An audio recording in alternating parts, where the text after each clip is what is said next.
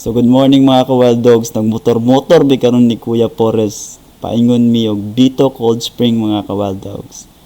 Ug-usa pa, grabe ka batsi diri mga ka-wild dogs pero okay ra kaayo. So karon, naabot na mi sa mong destination mga ka-wild dogs. Grabe ka nindot sa tubig oh, makita ninyo grabe ka tinaw. O grabe ka gwapa sa mong asawa eh. Og syempre, ang lugar diri mga ka-wild dogs, grabe ka nindot tanawan ninyo. Kung nature lover ka, suroy na diri sa Siargao Island mga ka-wild dogs. Diri ra nimo ni makitaan sa Dapa. Bito Cold Spring di ang pangalan ni mga ka-wild dogs no. Ay kalimot. So karon excited na kay si Kuya Forrest oh. Tara na pa.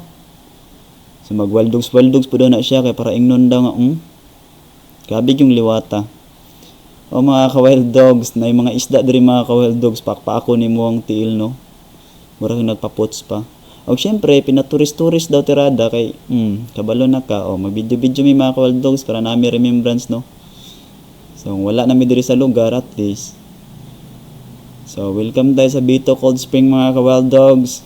Ay na mo paglangay kay mohubas na ni sunod tuig.